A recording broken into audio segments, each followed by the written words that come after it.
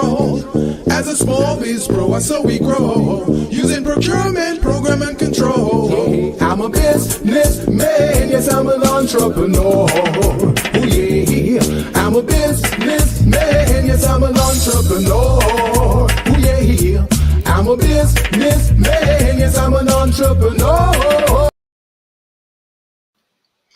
Good afternoon, everyone. This is the Business Zone with Crystal and Coach Gilbert Buchanan, your small business paramedic. And folks, today we're going to have an amazing show. A lot of our small businesses and even people in our family and community has been talking about side hustle. And today we're going to talk to you guys. We're going to give you the real deal about side hustles today. So it's going to be an amazing show. But in the meantime and in between time, co-host, how you doing today? I am good. I want to wish everyone a Merry Christmas. We are probably about 8 days away, 9 days possibly away Is from it? Christmas. Yeah, Christmas is we got one more week, and the 23rd, the 22nd is the next, not this Monday, but the following Monday, and Man. Christmas is on a Wednesday. So it is here. I know my schedule has been just incredible because everyone has been trying to get in before the end of the year. And I've been working like a maniac. In addition to community things that I have to do, parties and events that I got to show up to, I'm still teaching. I have 3 classes this week. I got 2 classes next week. All the way up to the Man. last minute. I will, well, except for Monday. I'm not working next Monday. So you're And like Santa Claus on Christmas Eve, huh? Trying to get all those last minute toys packaged yeah, and ready last for little delivery. last little dollar, so I'll have money in January. I hear that, man. I hear that. Well, part of what we're working on right now is not having to worry if we have money for January, February, whatever, man. We're just going to have those millions stashed. So that's what we're doing here in 2025, guys. We're going to be having those millions stashed. So we've got things going here. We got certain programs in our vision, in our eyesight, and we'll be going after those aggressively. So my Yeah. co-hosts don't have to figure out, if she have enough money for the for the Christmas or for the Well, New Year or for the Valentine's Day or the birthday. really, it's about making sure you have enough revenue streams coming into your business, so you That's never have right. to worry about that. And that's kind of what our conversation today is going to be that as well, because it's a balancing act when you make that jump from being an employee into being your employer. You Yeah, just can't, and that's what we're going to talk about. You just can't. It's not going to happen all by itself. It's yeah, going to it requires some thought to make it happen, yes, and so that's what we're going to talk about. And when you make that leap from one to the other, yeah, so it's very important that we have that conversation. But yeah, so that's what I'm doing, and some of it is not even me. Some of it is just the fact that I think we have trained our clients so well in being prepared, and that's a good thing, right? That they're prepared for all aspects of business. They're all anxious to plan for next year, and hmm, so that's kind of what we told them to do, I think. So now they're just doing it. yeah, yeah, So that's why I've been crazy busy, just trying to meet the influx of people that are jumping on my calendar in order to get what they need so that they can be ready for next year. So I commend them on that, and I'm thankful for that. I'm just a little tired. That's all. Just a little tired. I hear that, man. I hear How that. was your weekend? Oh man, my week has been great. Doing all kinds of things for our clients. Did a class yesterday for some USC entrepreneurs for Professor Kimberly Rolfe, and we were showing small businesses how to write a proposal, how to prepare for it. What's included in a proposal, the RFPs, RFQs, the RFSOQ, all of those things. Okay. Okay. So it was just amazing. It's a great class. I like these entrepreneurs, man. They're willing and ready to roll. So I can't wait to provide my additional contributions to get them to those contract opportunities. Oh yeah, that's cool. Yeah, and we're the way we're doing business nowadays. We have to be very deliberate, uh, Hmm. and we have to have our all our I's dotted and all our T's crossed. I did a class last night, and it was well, it was a small group, but we basically were talking about the business structure, the financial structure, and a lot of most of them were in startup, but there was a couple of them that's just been out there doing what we were talking about today, the side hustle, and then all of a sudden, Uncle Sam sends them a letter saying that they didn't file taxes, and then they're like what happened here? What why? And of course, they're using, and this is the other thing, not knowing what's happening outside of your business, right? Not knowing that you know the third party payment processing has to, such as Venmo and Zelle and Cash App and PayPal. They're now reporting anything over $600 that you've earned some revenue because you're using this particular payment format or method, and now they have to report it. And so now that's what's going to happen. But that's your responsibility to Yeah, know exactly if whatever you're using, how exactly and who do they have to respond to in order to comply, to be in compliance. yeah. Yeah. It's unbelievable. It's unbelievable how many people who claim they're doing business, they don't even think about taxes. They don't think about taxes, co-host. They don't. I don't know what they're thinking. You know what? Maybe I know why they're not thinking of that. It's because the taxman has not paid them a visit. And that's why they feel like, hey, man, I don't have to do this. This doesn't apply to me. But wait Eh, till the taxman pay you a visit and he freezes your bank account on a Friday so you can't gain access to money all weekend long. Man, you're going to understand the implication of taxes, guys. As a business owner, you always, always have to think about taxes because one miscalculation could cost you a lot of money. I remember one year, co-host.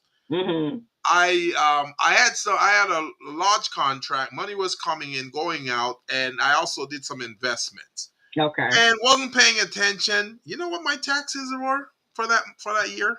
Well, $22,000. wow. I had to write a check on the spot for 22,000 for the IRS. I was not happy about it. And that's because I wasn't paying attention. Right, So because at the end of the year, you could have done something like dump some money in an IRA, did something exactly. to be prepared for what was about to happen. But if you're Yeah. not paying attention and you think it's someone else's responsibility, Responsibility.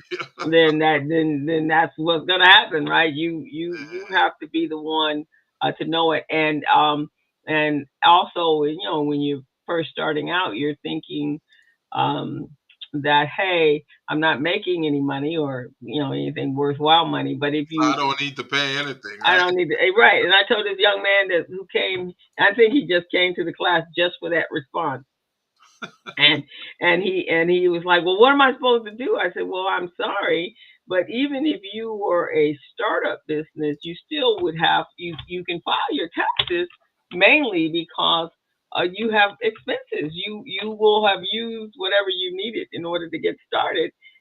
So then that's when you do. But I don't think he had all his other pieces together either. So, but again, that's what happens when you confuse that side hustle or that gig hustle with a business, right? And You- and that's why super consultants like us exist. because Right. then you come to us before you make any decisions like that and say, hey, I'm considering doing this. What do you think some of the ramifications are going to be, or some of the benefits? And then, since they're not thinking about taxes, that's when we come in and say, what about taxes? Right, exactly. What are you getting prepared for that? So yeah.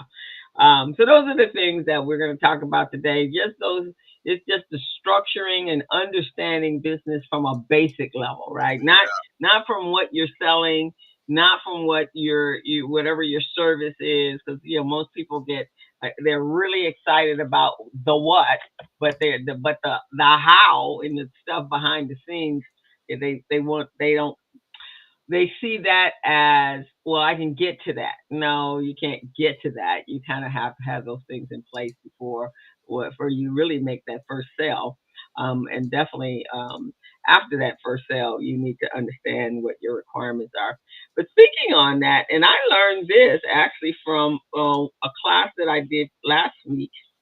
I've been telling all my clients about the BOI, Yes. the beneficial information. Um, yeah, the benefit, what is it, whatever that is. The What benefit organization, organization, right? So, the deadline obviously was January, January 1st is the deadline. right? But they have a stay on it right now. Yeah, they should Uh, have a stay because they snuck it in on us, hmm Yeah, yeah. Congress actually, passed it in 2021, and of course that was during the pandemic, and so it never really got in. So they brought it and snuck it on us this time, right? And some of those fines could have gone up to $10,000, but on December 3rd, which was last week, on December 3rd, the court put a halt on it because they said it was against your constitutional right. Exactly. And so now everything is starting for those of you, and now it hasn't gone away. It's now a voluntary thing. So if you actually already did your registration for your the BOI, if you are a corporation, an LLC, all the way up to a C corp, I believe. So all corporations, you are okay because you did it voluntarily. Well, not really, but you did. But those of you that haven't done it as of yet, you will not be fined if you don't have it done by January 1st, which would be about 2 weeks from now. There has been a stay, and it's in the court system until they make a decision on what that looks like. So that's just a little FYI for everyone. And but again, if you did it already, that's fine. Basically you volunteered it, the information. And for those of you that have not done it as of yet, no worries, you will not get a penalty and a fine because the courts have halted the process at the present. Co-host, my stance on these things, right? The government is always doing, and I'm speaking you, Mr. Government. All right, let me zero in here on the camera. Okay. The government is always, and we know it's not proper to say always, but in this case, I'm saying always Always. because they always come up with these little bogus clauses and bogus uh, how should you say, restrictions and penalties on small businesses and constantly hurt the small business while they're not doing this to the bigger businesses. This kind of stuff they should be imposing on the bigger businesses because those are the ones who are usually not following regulation guidelines. They're not following the SEC guidelines. They're doing a lot of fraudulent or uh, unconstitutional practices which affect the small businesses and the poor people. Hmm. So why don't they impose this BOI initiative on those guys instead of us? Those are the guys who rip off finances and then they leave the country and they disappear. You can't find them. That's primarily what the BOI is about. They want to make Hmm. sure that you put your personal information so they can track you down should something goes down some kind of impropriety occur financially within your corporation. So they're not doing that with those guys. That's probably why they're putting a hold right now.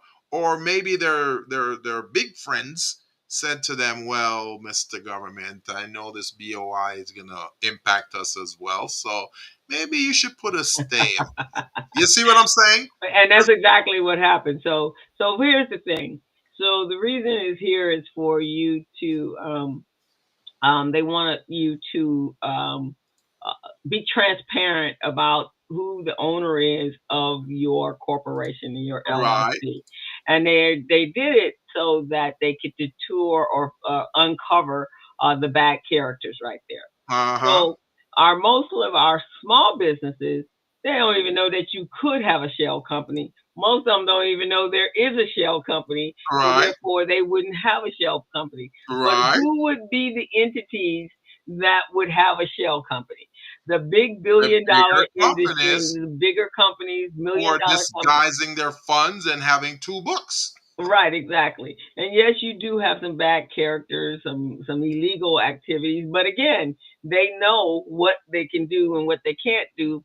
But the small man has no clue and don't even know why they would do that. So you're absolutely right, Gilbert. That it should never even it should have been for companies that are making under $200,000-300,000. You're exempt from this, but all companies 300 or 400 or half a million and up, you Yeah. have to you have to indicate, be transparent because that's who it affects. It doesn't affect the small business owner. Now, if the Yeah. small business owner wasn't getting that information and they didn't, let's say it was still active or in effect, then they didn't do what they were supposed to do. Then what's going to happen? They're going to receive every day. They're going to be penalized 320 something thousand, $500 every day until it gets up to a cap of 10,000, and now you didn't put that business owner out of business because Exactly. they weren't expecting that. So you just can't sneak things on small businesses because they're operating with very tiny margins, and any kind of unexpected expense is a devastator for them. This is just so bogus to me, and there needs to, and that's why we're supposed to have state representatives to represent us small businesses. They're not doing that though. They come to our communities when they need our votes, and they try to uh, coerce us and trying to get us to support their bogus causes. And they make all these promises. Oh, we're going to do this for small business and we're going to do that. But then when they get in and stuff like this come up, we don't see them on the front line fighting for small businesses saying, hey, this BOI initiative is unconstitutional. How are Right, these small businesses going to feed their family? How are they going to hire people? They never say that. right, But when the big businesses complain about that, look at the tax rate as it is right now. The tax rate is 21% for corporations, right? right, right, I remember at one time it was 29, and when Trump got in there, it was lowered to 27%, right? right, When right. Biden got in there, he lowered it to 21%. But Hmm. when it was at 29, they were complaining. Hmm. Now, they don't see that the smaller businesses who are sole props and S Corp, single owners, they were paying 50% in taxes to the government, in Social Security. You see what I'm saying? And Hmm. FICA. They don't see that. But Well, one of the reasons is because, of course, the big businesses have their legal counsel, departments. and, Yeah, and their legal counsel tells them, and their CPAs, and a lot of our small businesses don't have that team. That's why we all are always telling our business owners, you have to have your team, and that team is those that are going to help you keep you in the know of things like this, right? Because your attorney, most of all their attorneys and CPAs, in fact, the ones that I know that did know about the BOI, it was yeah, because their CPAs made a phone call or sent them information yeah. on this is what is coming up and you need to do X, Y, and Z. Yeah. But if you don't, if as a business owner you don't have that team, or you're not participating in with organizations like GLAC, or the Los Angeles Urban League, or Vernon Slauson, or um, the chambers, then you more likely wouldn't even know that this was even existing, because a lot of our small businesses talk to that tax man once a year, right? And they're not really they have a client to client relationship, but not a client to client servicing relationship. They have, you're going to do my taxes, and then I'm not going to see you again into next year, right? Right. So, Right. so you have to have a team that can help you, and you can make a phone call. And you also have to, Gilbert, you and I as business owners, we stay on top of what's happening Yeah. in the business community, especially in these areas that can affect our business, so we don't find out things at the last moment. And the problem is, many of our small businesses are not as astute as us to even know those things, or to be aware to look things up and see what's coming down the pike. And that's why consultants, again, I keep saying super consultants like us, exist to be on top of things and inform our small businesses so they understand what this BOI initiative is. You know, Mm-hmm. I never even heard about it until one of my clients, I think it was last year, reached out to me while frantic, saying, "Oh, Gilbert, do you? They're telling me I got to get this BOI registration. Do you know anything about it?" And I said, "Let me look into it." Then I looked into it and I saw what it was about. As soon as I saw it, I know it was bogus. I know, the government make this crap up to generate some additional bogus funds to pad their budgets after they've given money to their friends. You see what I mean? So that's really what that is. That's like a phantom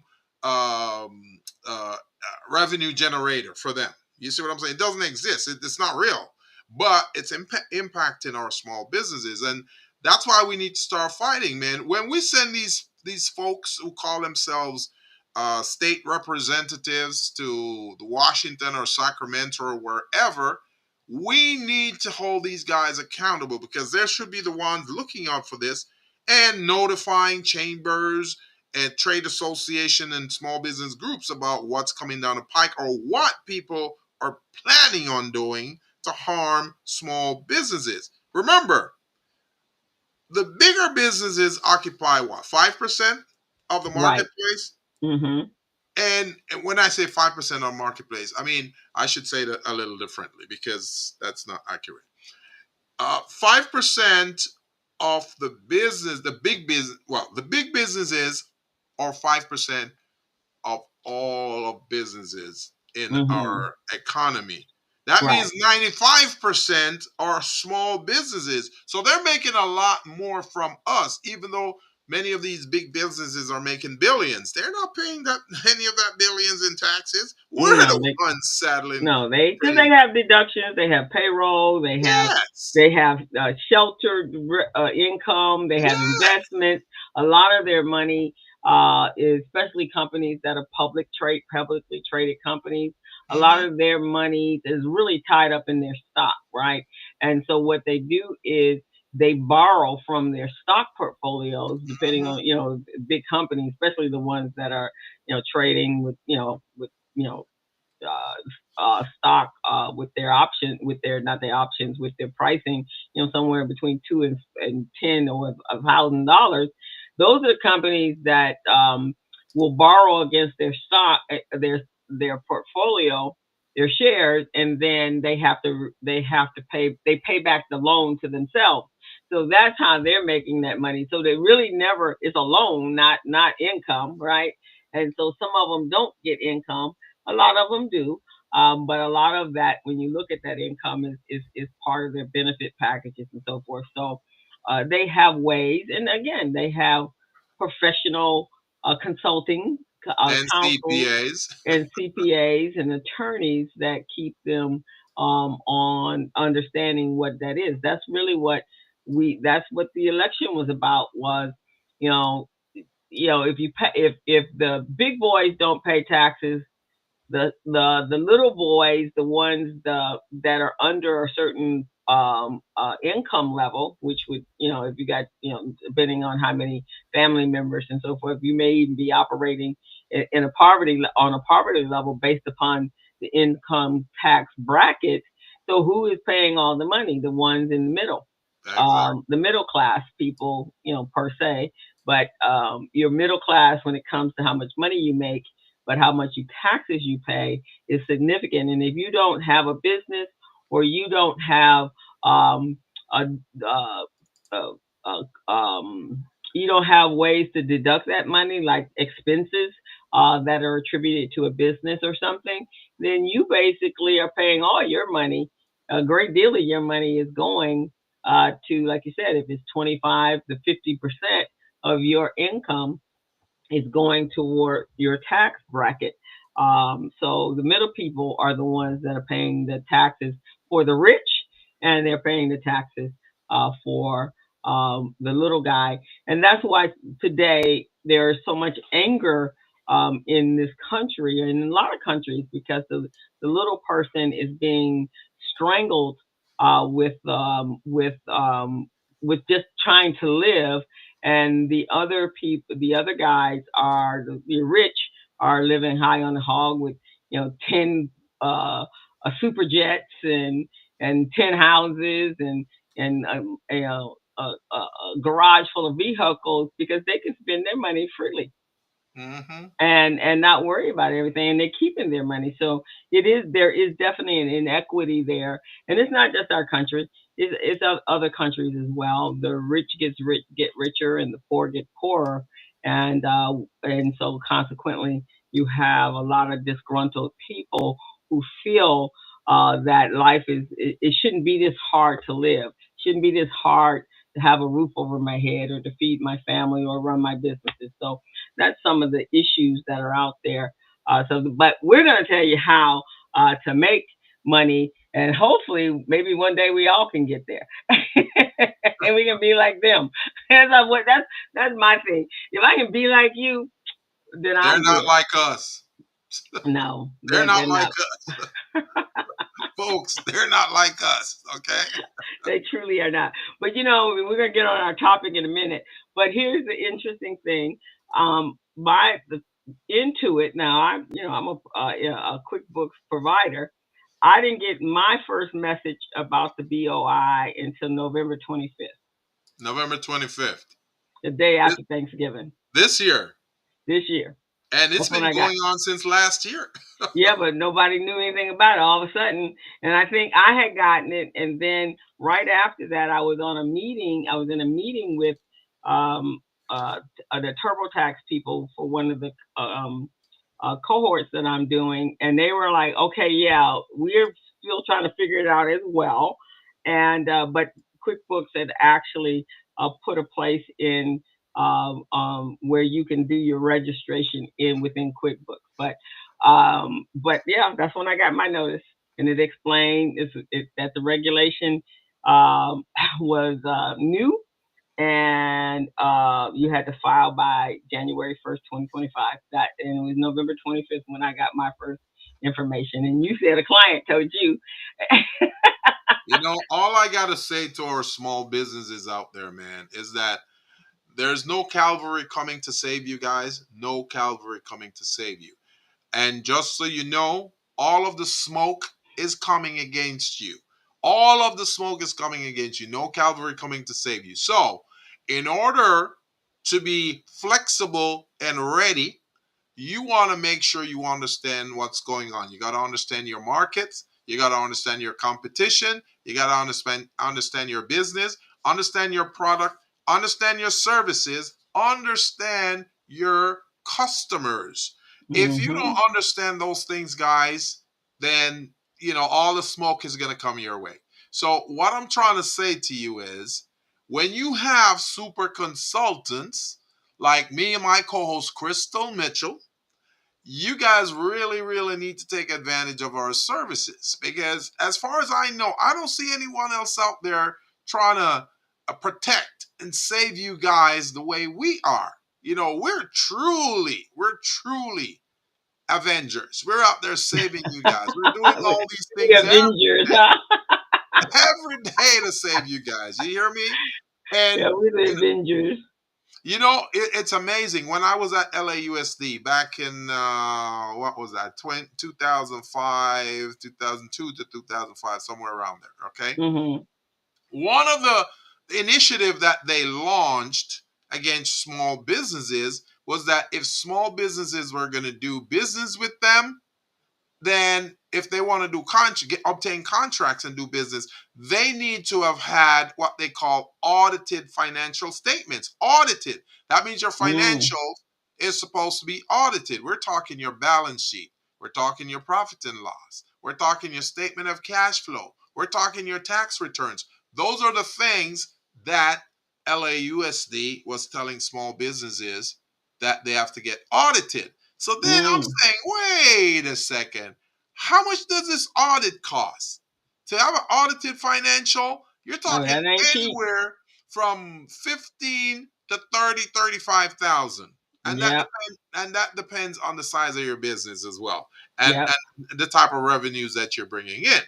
So I looked at that and I was the only one standing out of the group, trying to be what they call it a contrarian. I was the only one trying to be a contrarian to say, hey, I don't agree with this because I was a small business myself. I'm going, wait a second. Why do we have to have audited financials? And many of these bigger companies were not asked to have audited financials.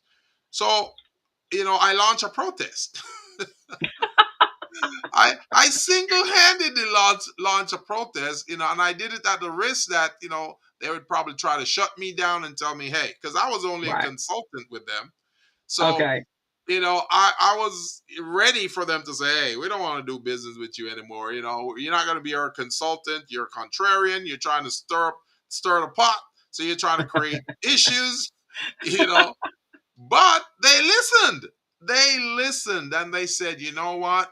You got a good point. Because when it comes to bonding, right? When it comes to Hmm. bonding for the small contractors, that's where they Right. were telling them that they got to get these audited financials. Mm. So after a while, they said, you know what? It's going to cost a small business, 30 grand or more for these audited financials. So therefore, we're going to waive it. They knew they could have waived it before. You see what Hmm. I'm saying? They knew. They knew it didn't sound right. It didn't feel right to put that burden on small businesses, but they really don't care. So that's what they do. The bigger companies, the government, most of the contract providers, they impose burdens on small businesses, and they sit back, wait to see what the response is going to be. If not too many small businesses complain, they go, oh, okay, well, they're Hmm. not really complaining, so let's sit back and collect our money. So, But a lot of them don't know they can complain, and that's the problem, exactly. right? They don't know that they can complain, and since they don't know, uh, I want to. That's Yeah, not to be the case here. yeah, Um, they don't know that they can complain. complain, Right, and so what happens then? Now they have a problem, and then they're like, oh my God, wait a minute, what am I supposed to do with this? And then of course the ones that don't have consultants or anything, then that's an issue for them. right, And so that's what we have to um, that's that's why businesses should definitely be connected. You have to be connected because there are those of us that are out here. We get that information, and just like Gilbert says, he is contrarian, and he will lobby for you and go to bat for you because he understands the situation of how and what limitations small business owners have, and so you just can't be out there the lone rider. You definitely need to have people that can be there to fight for you. Because sometimes your voice is just way too small. And, that's my whole thing. As a community, we have to be able to stand up and fight on behalf of our small business community. Entrepreneurs and small business owners actually are the economic basis of our economy. right? These small businesses are generating revenue, they're generating businesses, they're generating sales, so therefore they're keeping the money fluid and moving. Because certain the larger companies, when you get too big, not your every average customer is going to be your customer, and those customers are not necessarily fueling back into the community or into to the areas that you live in. It's the small business owner that is the one that is fueling the economy for the towns and the communities and the cities that they live in. Yeah, So you just got to know that. I think this makes a great transition into our topic today, co-host. Our topic today is about side hustle, running a side hustle. You may have your main business, or you may be an employee of a big firm, but you have a side hustle. You have a side business that you think is necessary to help you bring in extra cash into the household, extra cash for you to do something with it. But even Hmm. we heard about side hustles and side businesses, but many of us don't even understand what the purpose is or what the purpose should be and what really is a side hustle. So we're going to go over that today, talk to you guys about what a side hustle is and what you can and cannot do with the side, what you should and should not do with the side hustle.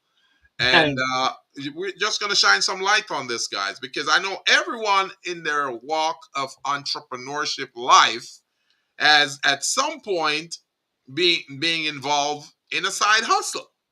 So let's talk about it today, co-host. Let's Okay. So before we jump into that, we just want you guys to know we want you to go over to our QR code and hit that subscribe button on our YouTube channel to be in tune to and get advance notice of every time we go on air. We are the Business Zone has been on air for the last 8 years, and we're here every Friday afternoon at 3 o'clock. And we'd love for you to get advance notice of that so you can pop in. You never know what the topic is going to be, and you never know who we will be here interviewing. Another small business, giving them an opportunity to highlight their business. So if you're interested in being a guest on our show, we'd love to have you. So you have to reach out to us, and we'll put our contact information in the chat there, and we'll also is also on our YouTube channel. We broadcast live on Facebook, YouTube, and LinkedIn every Friday afternoon at 3 o'clock. So go on over to our YouTube channel and hit that subscribe button. All righty. We can now, commercial break is over, and we can now go into the side hustle. So here's the thing, guys. We're asking you, and you have to sometimes you have to think about these things. You have to be honest with yourself. Are you treating your business like a side hustle? And we just want to kind of give you what the landscape is on what a side hustle is. Pretty much as Gilbert said, every one of us has had a side at some point um, in order to make those ends meet. And that's fine, because I'm all about having multiple revenue streams coming into the business. But what we do know is that you do have to be able to focus more time going into your primary business because you're in the space of growing that business. So you got to learn this delicate balance of how to keep fuel your economy, your home economy, and at the same time be able to grow your business. So we want you to be able to take your side hustle and really truly become that CEO. And then we want you to treat your business like it's the powerhouse that you've always envisioned it to be. So let me give you some stats before we get started, Gilbert. So Yes. in today's digital landscape, making money in your spare time is easier than it ever has been, because we have all these, not just the side hustle, there are also the slash gigs, which is any opportunity that gives you freedom and flexibility, and you can generate immediate cash upon doing that. So some of those are obviously your freelance work that we do, or a lot of people drive um, um, uh, Uber and Lyft and any other car services that are out there. That's very prominent in a lot of cities. You could be doing food delivery like with DoorDash or Instacart. This is a great way. You just be able to sign up. It's almost instantaneously. It's not like a job where you have to be there from 9 to 5 or 8 to 5. You do it on your time. You have flexibility. And Prior to 2021, in California, when the AB5 law was created, where now gig and side industry type businesses had to be um, there was a stipulation whether or not they were gig or side or 1099. Now in California, some of them have you as employees, so it's no longer the side, right? Because you're not as making as much money as you were when it first started. But we want to talk about, okay, how do you transition from that uh, hustle into your small business? Now, co-host, before you continue on that, Hmm. I'm sure a lot of our viewers are probably wondering, what is a side hustle? They're here. I'm hearing the side hustle thing all the time. What is a side hustle? So maybe you can tell them, co-host, what a side hustle is and why it's classified as a side Well, a side hustle is a casual, part-time type of opportunity to bring in another revenue stream into your household, into your bank account, right? So, and then some businesses people treat like side hustles, but they're not side hustles. They really are actual real businesses. They hustle. just treat them like a side hustle, like it's a gig, like they're doing business out the back of their trunk, Right. selling CDs at the back of the trunk, right? But in actuality, there are businesses like I've had hairdressers over the years or hairstylists, and I think some barbers think this way as well, and braiders think this way as well. That this is just my side thing. When I want to make some money, this is what I do. Right? Call up a couple people, say, "Hey, my door is open today. Come on over and let's do this thing." Right? And they get paid cash, and they go on about their business. Right? Um, I think the street vendor, in some cases, if they're not registered it as a business, a street vendor could be a side hustle. Um, Definitely any of the ones now, the car services and as well as the food services. Even sometimes if you're selling your YouTube, if you're making money on YouTube and you're not in the top percentile of those individuals that are monetizing their content, that's also a side hustle because they may have a job somewhere. Right. And that is what a hot side hustle is. It's something casual, something part time. It's something that you is shouldn't be have more priority than your business or your real job. But in some cases, it does become that. So if you don't have a job, but you're doing something that's not classified as an employer uh, associated type entity, is Hmm. that still called a side hustle though? Is that still Could be. considered a Yeah, side but hustle? yeah, it could be. If you're just doing things, it doesn't really. It's casual, so it doesn't have any formality. You probably don't even have a business card, right? You haven't registered it because it's not really in your mind, not a business. Yeah, It's what you do, right? It's taking a talent or a skill, and somebody saying, "Hey, you did this job for me. I'll pay you for it." right, right, right. So, for those of you who are listening to this show right now, you might stumble across our channel by accident. You might be scrolling through YouTube, or you're scrolling through LinkedIn or Facebook, and you go, "Oh, wait a second, what are these guys talking about? Side hustle? Let me check that out because I do have a side hustle." And I'm doing well with this side hustle, or maybe I'm not doing well enough. So let's see if I can get some tips and how to maximize a side hustle so I can make some money. Well, side hustles can be very good. As we know, what the side hustle is about, it helps to accentuate the revenues that you currently, or the income you currently have, and it Mm-hmm. helps you to increase that revenue and income flow. But there are some people, they always talk about diamonds in the rough. There are some people who utilize side hustles to elevate themselves to real prominence. And one person who was able to do that was Master P, famous rapper. Mm. Master P used to sell CDs out of the trunk of his car. Okay, that's how he entered the music business, because no one would give him a contract. No one thought he was good enough.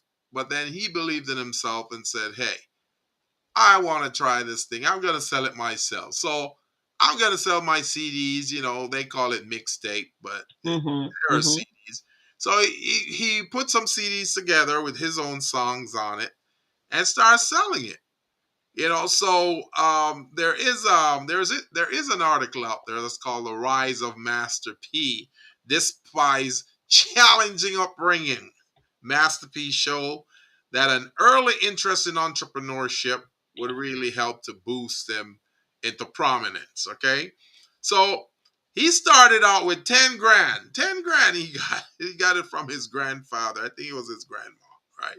So he started out with 10 grand in order to go out and buy those CDs and tapes and start selling it out of the trunk of his car. And before you know it, man, before you know it, he found out that, man, this is great.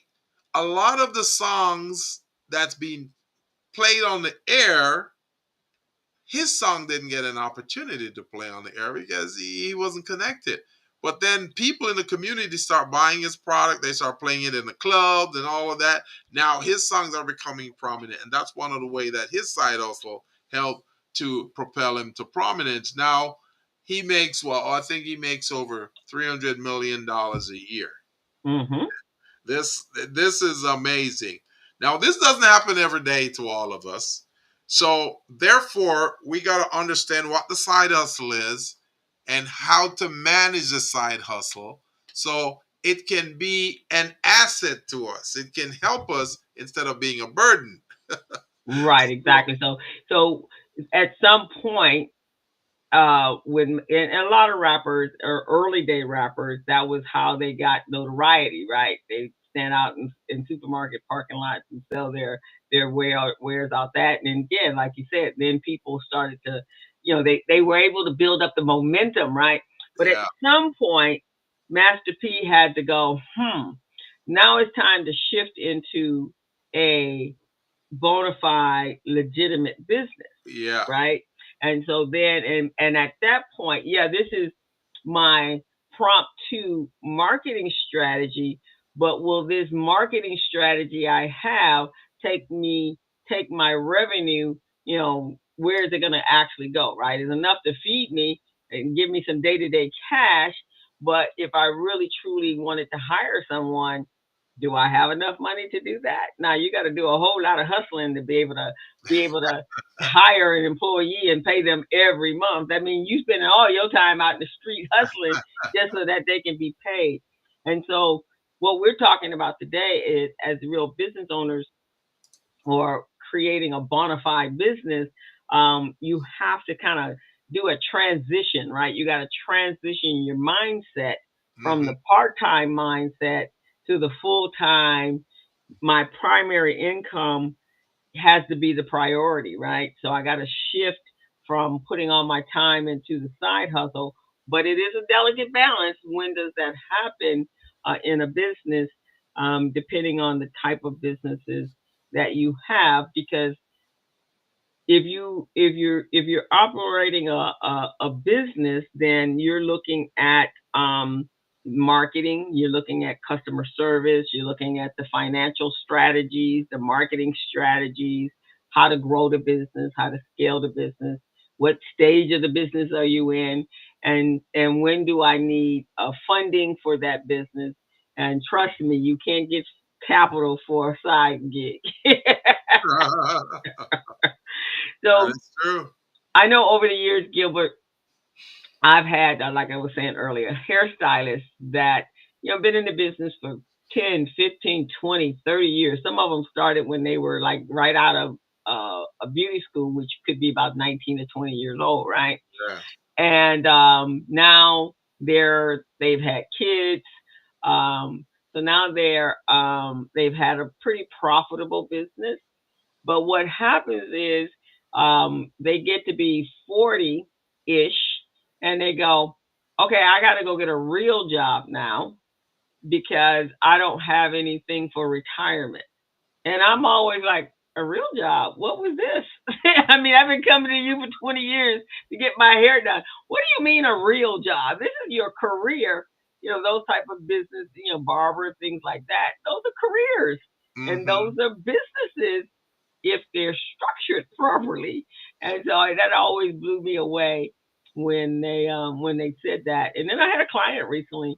I was, he's in a program, and so I was, doing my initial interview with him, and I was asking him, did he have a business plan, and did he do this, and did he have a market? He had thought about the marketing and how to grow the business. He goes, well, I don't really have a lot of time for that, and I was like, you don't have a lot of time. I said, do you have you have a job? And he says, no. I drive. He was in a rideshare program, and he was doing one of the Ubers or Lyft. And I said, so let me get this straight. Is that the real job? And he goes, no. This over here is what I really. This is my business. But you're putting 70% of time over here, and you're putting 30% in your business. I said, and so as we got to talking, I basically said, look, you have to rethink what is what has the most potential for you. So for me to get the point across, I'm not quite sure if you've ever had this conversation with your clients, but I actually have.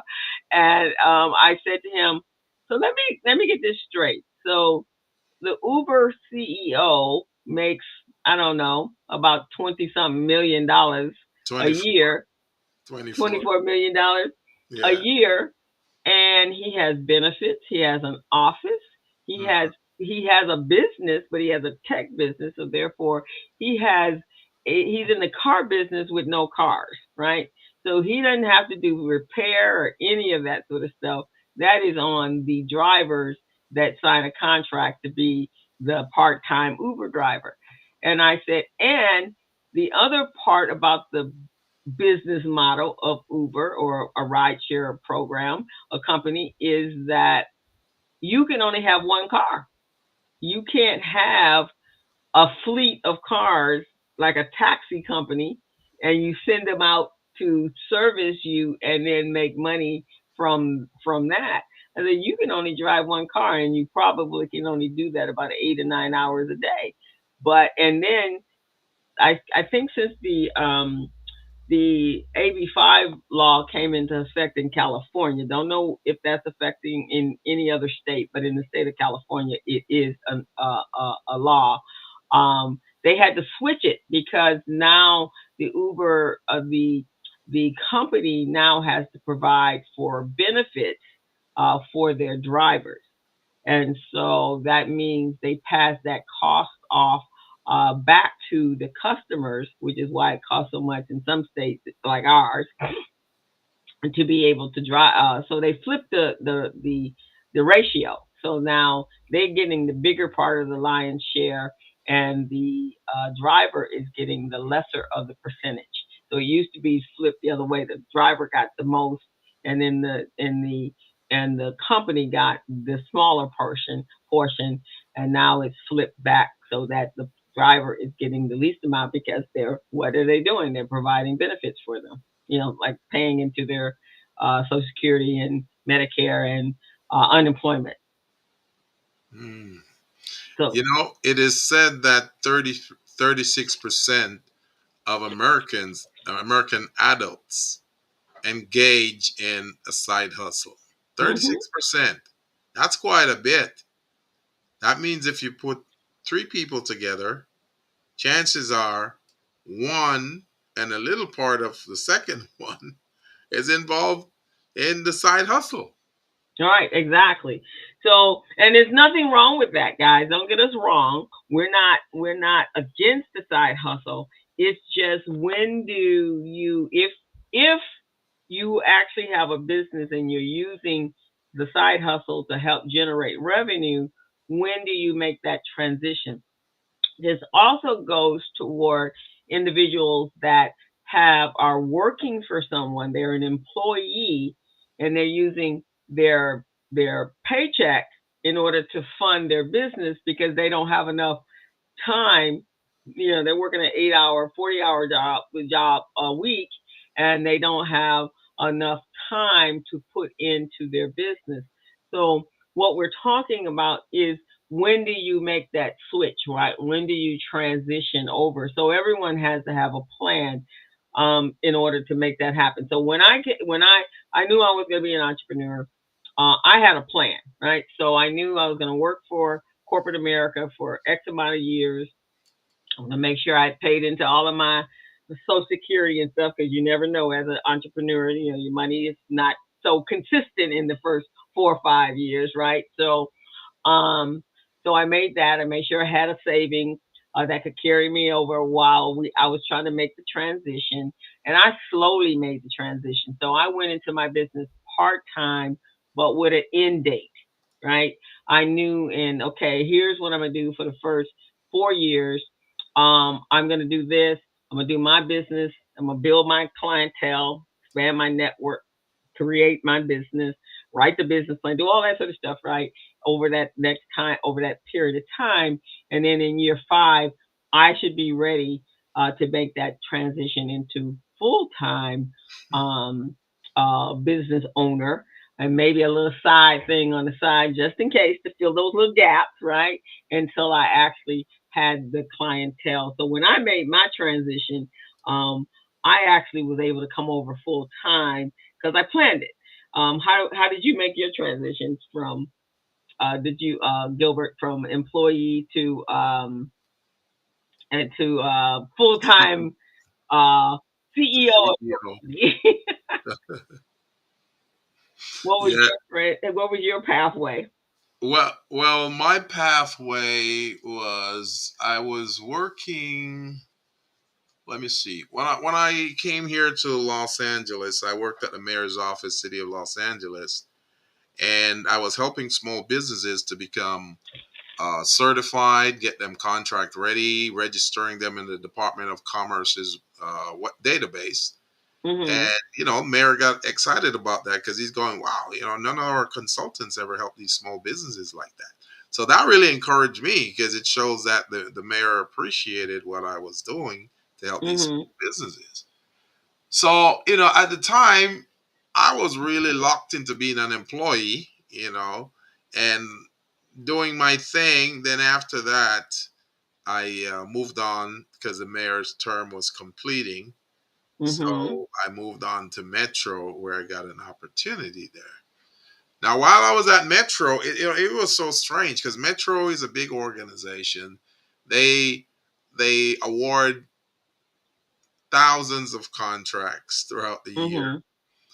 Mhm. But while I was there, I just didn't feel good as an employee. I wanted to be running my own business, and maybe because I saw the contracts, I don't know what it is, but I'm going, man, I should be running my own business. So that's how I start getting the bug to be an entrepreneur.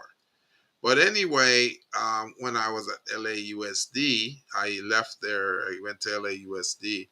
While I was there, I started my own business. And Mhm. while I was there, man, I was doing everything I could to help a small business. So that's how my journey started as an employee. And like subconsciously, I Mhm. decided to venture from an employee into the side hustle business. But I did keep my job. I kept Yeah. my job. But one of the things I recognize, because when you are doing a side hustle, chances are the type of work you're doing is going to be similar to the type of work you're employed to do. Right, That's exactly. Because just that's a your given. expertise, right? That's how you acquire your expertise. Yes, that's a given. So Yeah. while I was at LAUSD, it's like the contractors are coming up to me, wanting me to help them getting pre-qualified, preparing them to be contract ready and all of that. And I'm going, wow, I could be doing this for other contractors on the outside. Mm-hmm. So while I was there doing my thing, I start getting that bug, and I'm going, man, I should be an entrepreneur. So I kept doing that, but those are things that could take you into some dangerous territories because depending on the company you're working for, if you're doing side hustles, you're probably going to be doing something similar to what you're doing. And if you're Mm-hmm. doing something similar to what you're doing for another employer, which will probably be a competitor to the one you have, Mm-hmm. then you want to start thinking, hey, whatever I'm doing could probably be considered conflict of interest. True That that. could probably get me in some trouble. So that's how my side hustle business got started, and it started taking me down a path where I start questioning my integrity, questioning myself, and saying, "Man, I really want to help these businesses. I really want to be paid, but I can't do these things over here because it's going to seem like I'm moonlighting or, that Right. type of thing." So one day I just decided, "Mm-mm, And then you have to make that transition. And you do have to think that's about that, especially if it's in the same area that space or it." Yeah, trade that you're in. So yeah. mine was, I focused on when I first started. You're doing Um, bookkeeping and I accounting. was doing bookkeeping and accounting. In my very first, when I was in the part time side mode, I was actually teaching people how to use their computers because, at that time people didn't have, they were just starting to get home computers and they didn't know how to use the computers at home. They didn't know how they were all now affordable that you could have a desktop at home but they needed someone to help them set it up, teach them how to navigate through it, and since that's what I had learned when I was in my employee space, like, oh, okay, I got a skill set that could be transferable outside of this building. Well, that wasn't a conflict because I was working in an insurance company.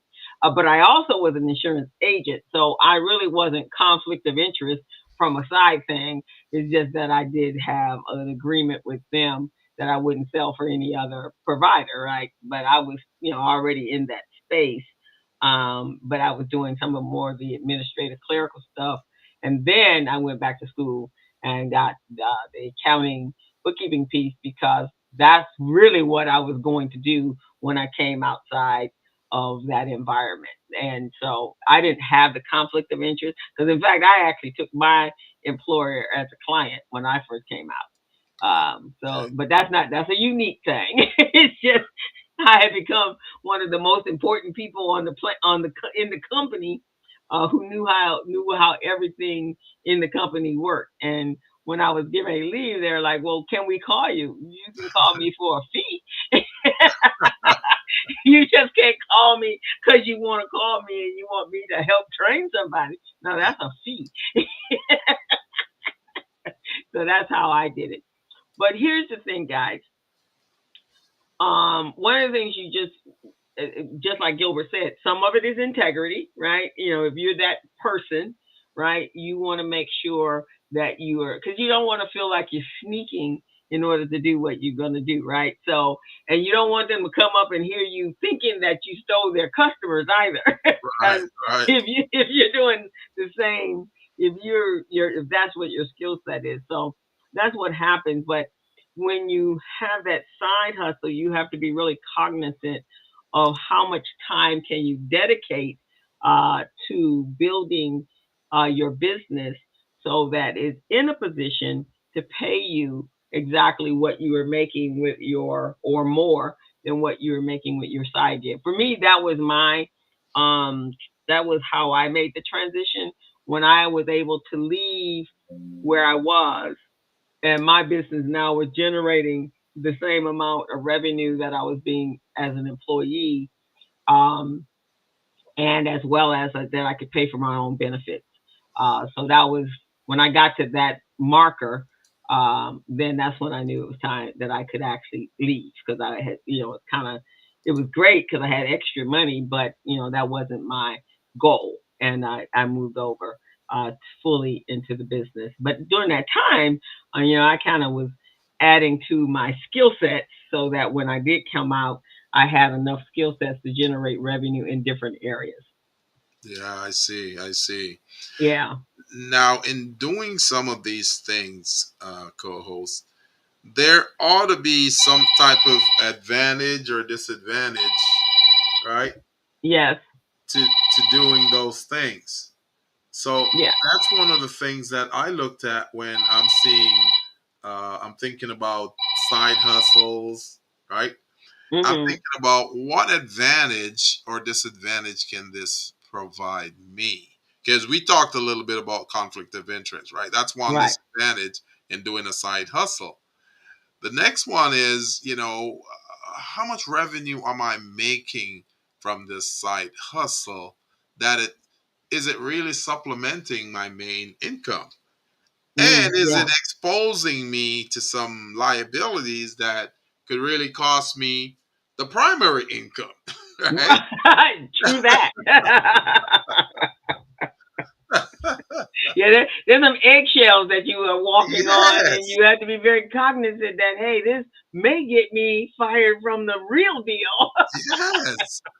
So it makes you wonder, and you're going, wow. Well, some people, it makes some people wonder. Some other people, they just they don't give a crap. They just said, oh, well, I'm doing side hustle.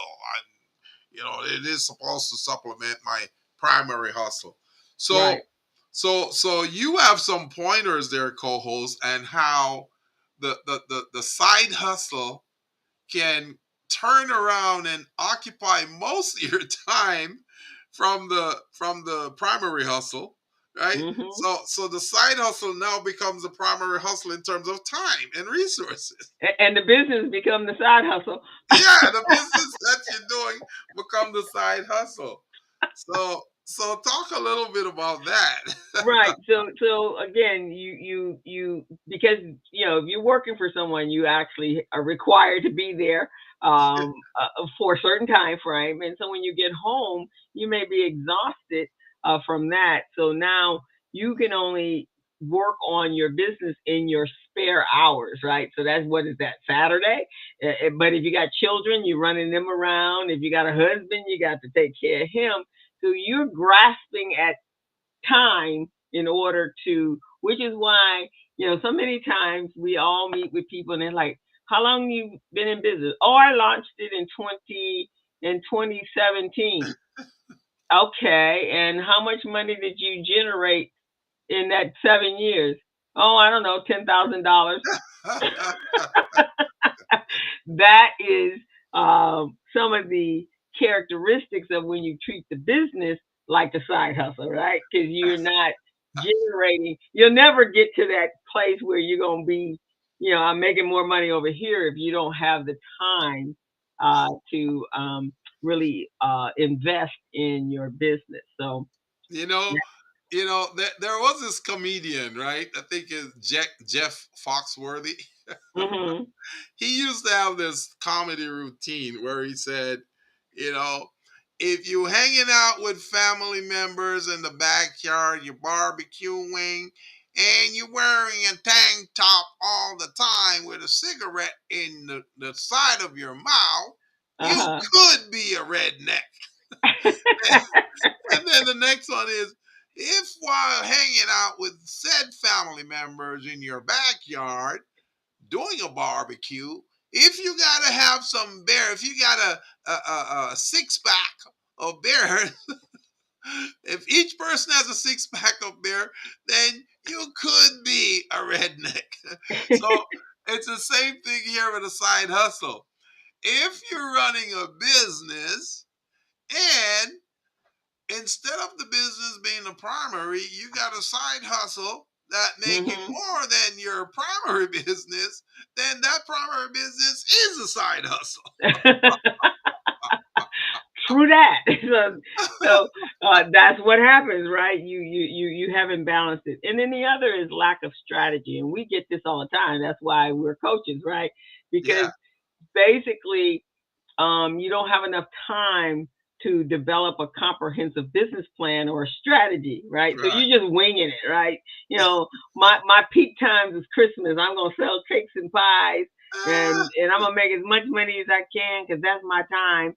And then all the other months, the other 9 months, you do nothing because you don't have enough time. So and you don't even know how because that's what happens when you think when you're in business and you have a structured business plan that is your guidance, your to help you be able to move through the creation phase, to the launch phase, stage, through the growth stage, and then on to, I mean, scaling and growing. But if you've been doing business for 10 years and you've only made about 10 grand, there's something in there got lost. And that is generally the strategy. so if you're running a business and you're winging it, you don't have a business plan, you don't have a comprehensive marketing plan, you could be running a side Right. hustle. Right. Oh, I love it. I love it, co-host. And then the other part, the next one is the low investment. Now, I've had clients that are actually acquired loans because they're based upon their credit, their personal credit, right? Acquired loans for the business. So now So, they got a debt, right? But the business is not generating any money, right? So they're paying the loan from their salary because the money didn't really it's just there, or they maybe invested something in it, but they don't have enough time to actually run the business. So therefore they need the full-time job, or they need the gig in order to pay back the loan so that they don't go into default so again. if you're running a business and you're not investing financially in this business, you take out a loan to run the business, but when you generate revenues, that money goes right into paying the loan, then you might be running a side business, You might be running a side a business. So side hustle. this is when you check, guys, if the balance is off, right? And the next part is an unstructured operation, right? Um, you all of a sudden the pandemic is a prime example of this. Is that time came around and there was money for any business. It didn't matter whether you've been in business one day or 20 years. If if you're gonna you could apply for the PPP. There was some criteria, and some people became very creative in the criteria, but they applied for the PPP loan. But before, when it came down to it, what were they asking for? They were asking for what your legal structure was, if you had a business bank account, if you had financial statements, and something to show that you were a legalized business, right? And what happened? They didn't have those operations in place. They had not established that transparency in their system and how they managed it. And so those people got denied because why, Gilbert?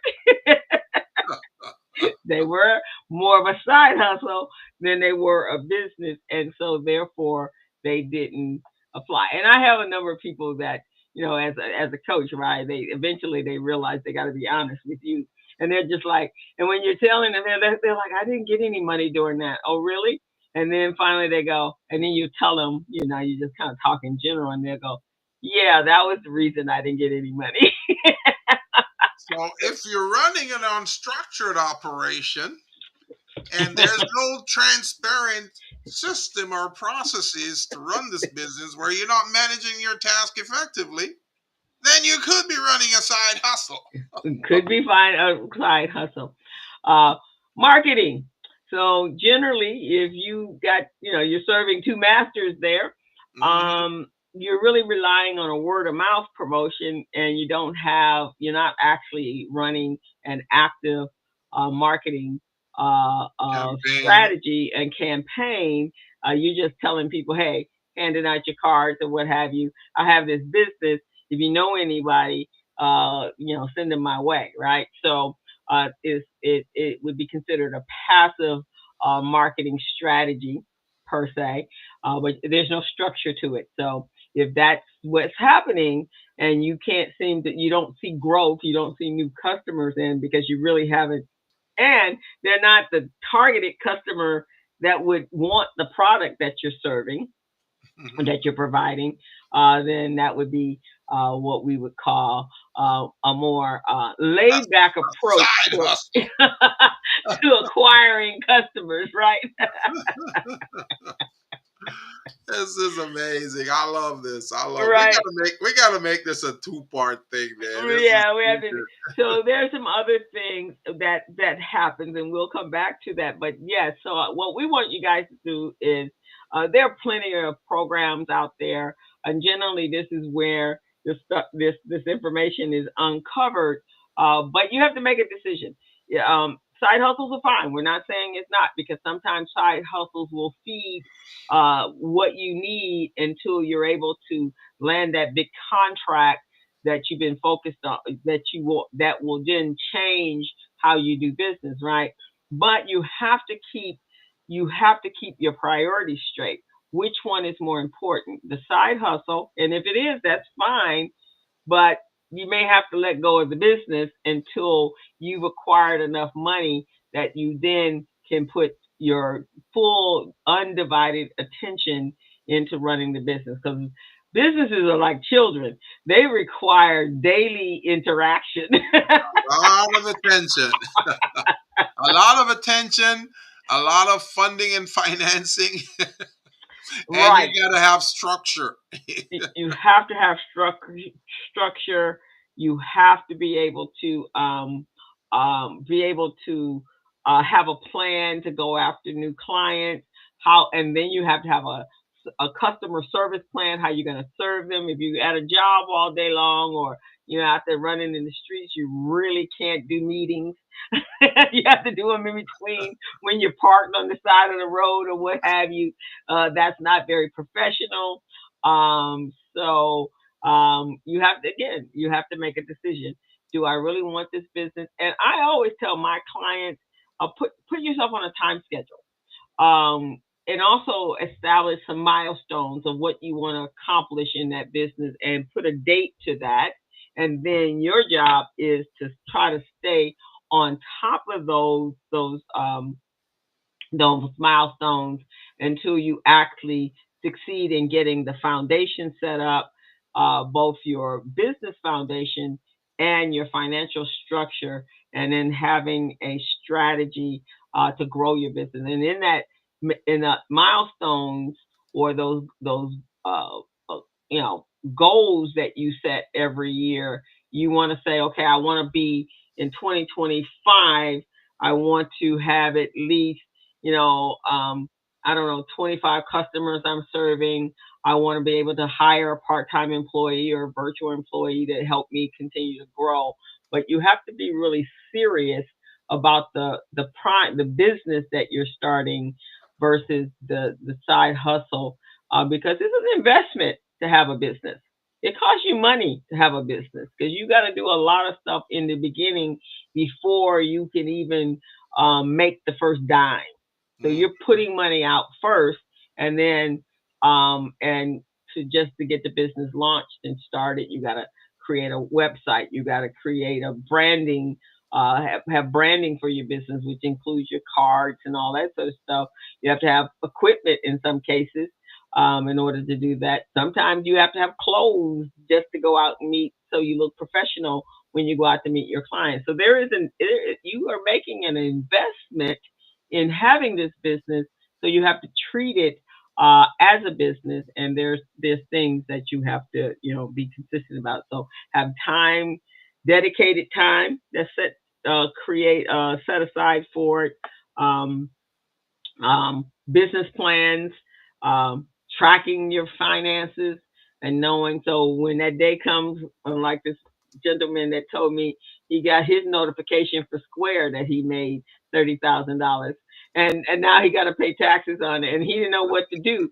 And I'm like, well, first of all, he didn't. He said, I didn't know I had to file taxes. I'm just a street vendor, but you made money from that street vending, right?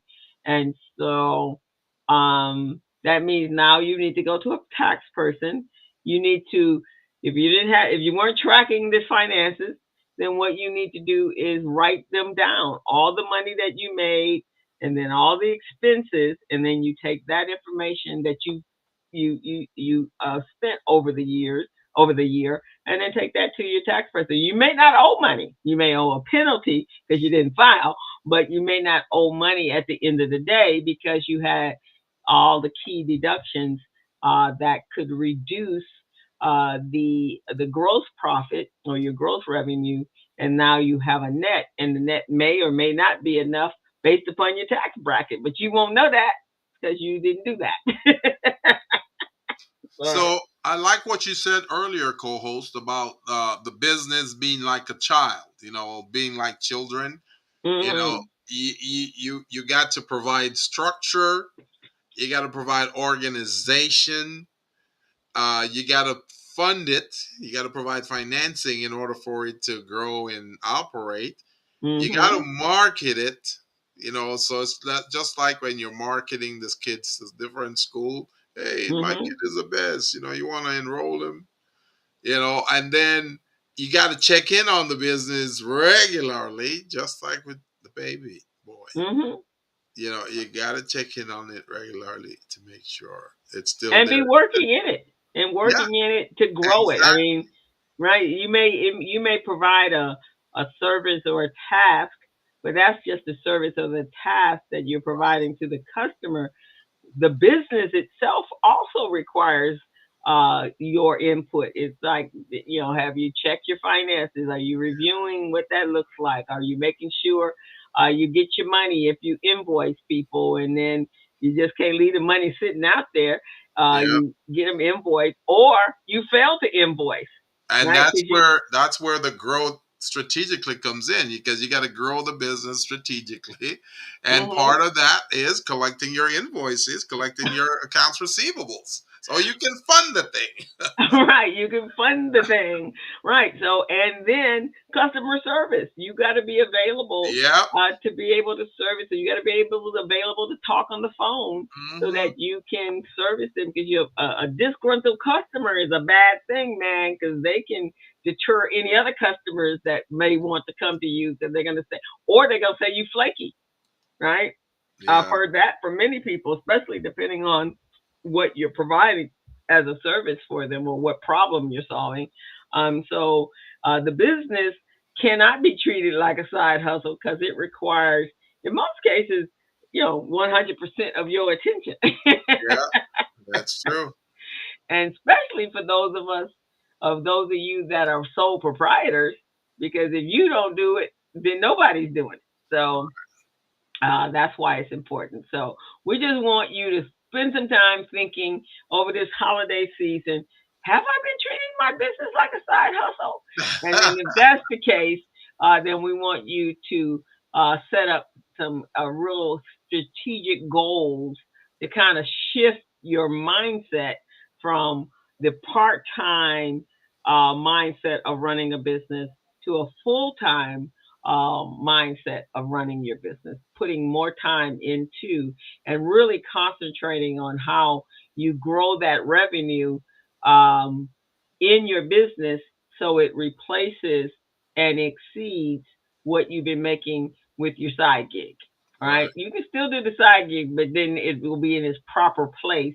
And maybe the side gig is so good, it might even be able to be incorporated into the full time gig, right, to your real business. So that's the one thing. So you have to make a transition if you're an employee, and changing from an employee mindset to a entrepreneurial small business mindset Yeah. is different. Which is And totally different. totally different. And then from, if you've been doing the side thing, the part-time thing, then you have to really make that shift into again another mindset shift. So this is really the side gig. This is my real side gig. I'm only gonna do this 10% of the time because it generates me X amount of dollars. And then over here in my real business, how long will it take me to be able to replace the income that I get over here, and then I can move myself 100% into my full time business and dedicate my 120% into the real business. So so that way you guys don't come to Gilbert and I or whatever, and we ask that magic question because that's the first question. That's why we're asking it. When did you launch your business? And then what's your revenue? And then you can't give me an answer, or you finally, and then eventually you're gonna have to admit to the fact that you really hadn't, but not haven't been putting all that time into it. So that's just what we want to make sure that you guys are not treating your business like the side hustle. That your That's business right. is the hustle. And I think the next time we continue this program, co-host, the next time we should look at the disadvantages of running a side hustle, and how that impact the primary business. So we're at the bottom of the hour right now. Hmm. So I'm thinking this is great information right here, and I'm hoping that many of you small businesses are paying attention to what we're saying. Hopefully, some of what my co-host said, kind of spark things inside you a little bit, in order to encourage you to be better, to be a better small business owner, so you can go out, look at contract opportunities, and also even you know, get what you need in your entrepreneurial journey. so, so, Excellent so, idea. so these are some of the things that we talked about, me and my co-host, because a lot of people are coming to us and talking about side hustle, but they're running the business that they're running like a side hustle. So we wanted to kind of show some differentiation here, guys. Got to differentiate. Right. We want you to be successful. And we're now at that time in the year where you should be sitting down and especially the next 10 days And if you're reevaluating. yeah, reevaluate and also setting your goals for 2025 for your Right. business. You should also be forecasting how much revenue you want to make in 2025, especially after you get your year-end financials and see how you did this year and if it was on track with what and increase from the previous year, and then what you need to do for the future. So I'm going to tell you from an accounting standpoint, if you've been generating the same amount of revenue and it's the exact same for the last 5 years, then you got to really sit down and have some conversation either with some coaches, a coach maybe that can help you with your pricing. Maybe your pricing is too low. Then you got a And side hustle. right, yeah. And your marketing coach so that they can help you create a marketing strategy or just a strategist period. And this is your coaches that and then one coach could probably do all of this for you and then they can help you create a program forecast and help you get you a plan on how do you increase it month after month to make those changes. So that's what everybody should be doing for the next 10 days. For those of you that are successful and already have all this in place, then you already know that you need to be planning next year. Next year could be a little challenging for a lot of our business owners because there's a change in the political head of the country itself, and there's some things that could greatly affect you. You really should be having conversations with your business coaches. You should really be reading the news. This is not a time to have your head in the sand. You got to be strategic in the next over the next 4 years as it looks today, and you got to make sure that you're able to drive the revenue and you have to reevaluate. What Gilbert always says, maybe our next, in the very beginning of the year, Gilbert, because we got a guest next week. Yeah. Let's do the SWOT analysis. Yeah. Yeah, for in January, let's talk about that. Being able to, what do you need to do to evaluate your business to make sure you're on point for growth and or for success. So maybe we'll do that in the beginning of the year. The one tip I'd like to leave you guys today, and I really hope you guys listen, pay attention, process it, and try to implement it in 2025 is we always say on this podcast, guys, it's good to do transactional business, but it's not great when you're not sure where your next customer is going to come from, your next revenue source, your next income source. So instead of just doing transactional business, I'd like you guys to start thinking about doing contractual businesses as well. Try to do more of that than you would the transactional, because many contracts you sign might be for high dollar amounts depending on the scope of your work. But just think about that for a little bit, not focused on transactional businesses as much, focus on what we call the contractual business. Now, one way to prepare yourself for that, you've heard of our platform, smallbizpro.net, smallbizpro.net. You go to that platform, and on the homepage, you just register for the assessment. Register for the assessment and make sure that you go over all the questions, you answer them, and it will tell you, as a female, whether or not you are in the right place with your business, whether or not you have all the key documents to run the business to make contractual type money. And as a male or a minority, it will also tell you if you've got all the key documents that will put you in that place so you can obtain contract information and contract opportunities. So that's the one tip I want to give you guys. Do that, assess yourself, be ready.